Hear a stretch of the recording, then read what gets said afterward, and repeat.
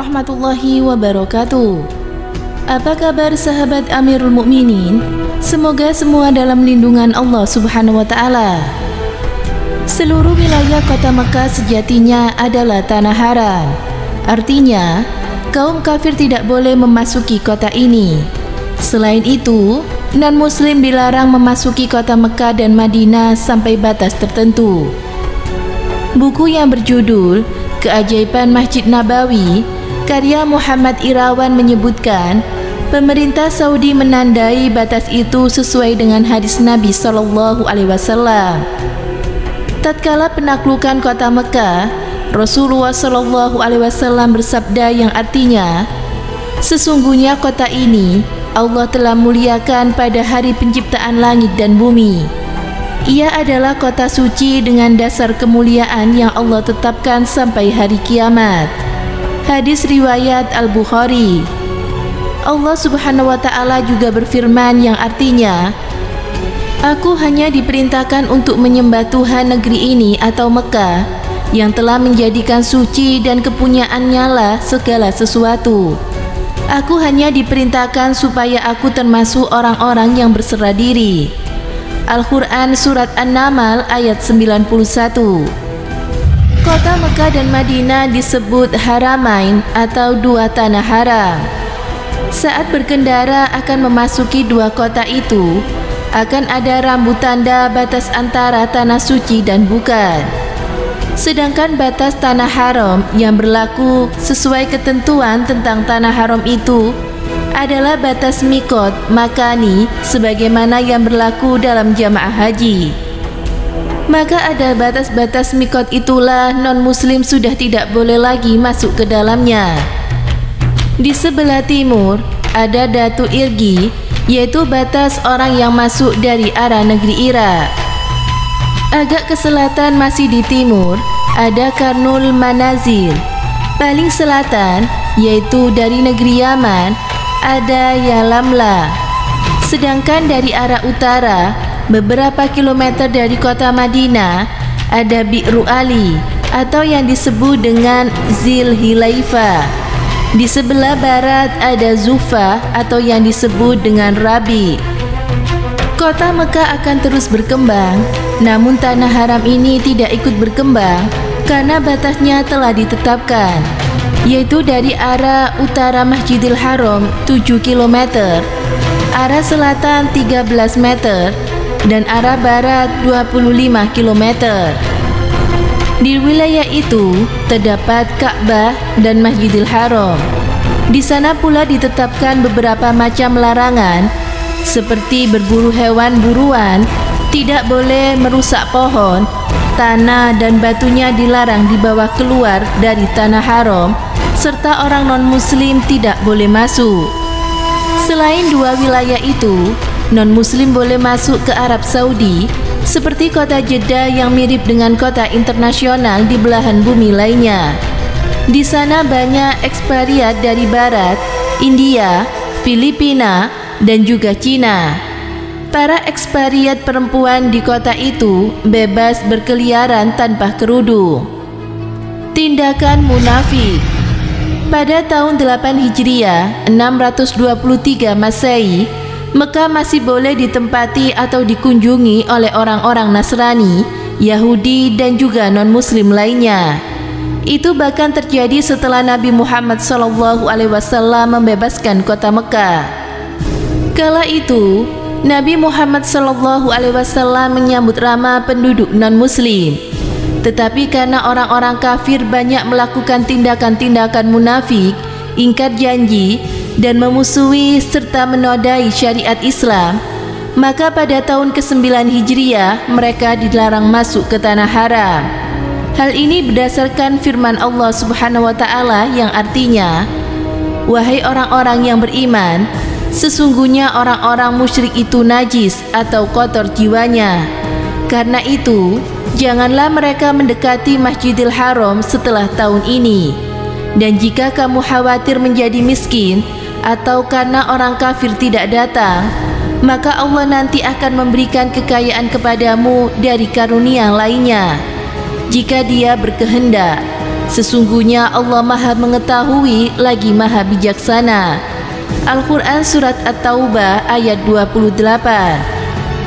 Dalam tafsir Kementerian Agama disebutkan, setelah Rasulullah SAW menunjuk Abu Bakar menjadi Amirul Hajj, Rasulullah SAW memberikan tugas kepada Ali bin Abi Thalib agar mendampingi Abu Bakar dalam membacakan ayat-ayat permulaan surat At-Taubah di hadapan orang banyak. Timbullah kecemasan di kalangan kaum muslimin karena khawatir akan menghadapi kesulitan makanan akibat orang-orang musyrik tidak diperbolehkan masuk ke Mekah untuk melakukan ibadah haji. Pada akhir ayat itu, Allah menjamin orang-orang mukmin dari kemelaratan. Mereka tidak perlu khawatir akan kekurangan makanan dan juga barang-barang dagangan akibat larangan Allah terhadap kaum musyrik tersebut yang biasanya datang ke tanah suci membawa barang dagangan. Jaminan Allah kepada orang mukmin itu mendapatkan kehidupan yang baik tergantung kepada kegiatan usaha dan juga ikhtiar seseorang. Namun demikian, tidak terlepas dari kehendak Allah kepada siapa Allah memberikan karunia-Nya. Oleh karena itu, setiap mukmin hendaklah mempertebal keimanan dan juga ketakwaannya kepada Allah Subhanahu wa taala, di samping melakukan usaha dan juga ikhtiar. Allah mengetahui urusan yang akan datang, baik mengenai kemakmuran atau kemelaratan yang menimpa penduduk negeri tersebut. Allah Maha Bijaksana dalam segala sesuatu, terutama mengenai ketentuannya, baik berupa perintah maupun larangannya. Allah Subhanahu wa taala telah memenuhi janjinya, karena kenyataannya penduduk Mekah tidak mengalami kesulitan kehidupan. Setelah tersiar larangan tersebut, semakin banyak orang musyrik masuk Islam, bukan saja mereka yang berada di sekitar Jazirah Arab, malahan hampir sampai ke segenap penjuru. Mereka tentulah berkewajiban menunaikan ibadah haji, di samping mereka bebas mengunjungi tanah suci. Hal ini merupakan salah satu jalan bagi penduduk Mekah untuk memperoleh kemakmuran hidup. Dengan adanya larangan Allah terhadap orang-orang musyrik memasuki Masjidil Haram, terjadilah perselisihan pendapat antara ulama fikih sebagai berikut. Pertama, orang musyrik dan ahli kitab tidak diperbolehkan memasuki Masjidil Haram, sedangkan masjid lainnya diperbolehkan terhadap ahli kitab. Demikianlah menurut mazhab Imam Syafi'i.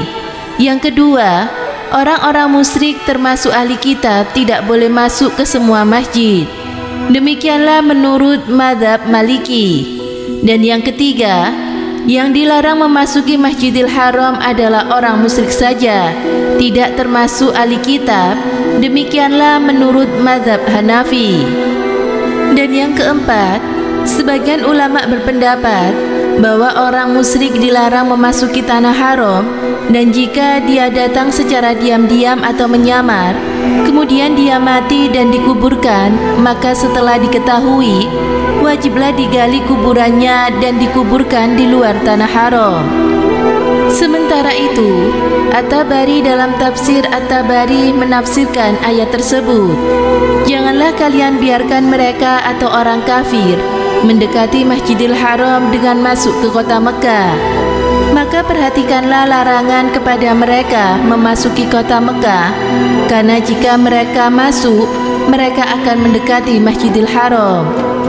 Subhanallah, ternyata itulah awalnya mengapa non-muslim dilarang masuk atau mendekati kota Mekah dan juga kota Madinah, kota yang begitu mulia yang nantinya tidak akan pernah dimasuki oleh Dajjal. Semoga bermanfaat. Wallahu a'lam bishawab.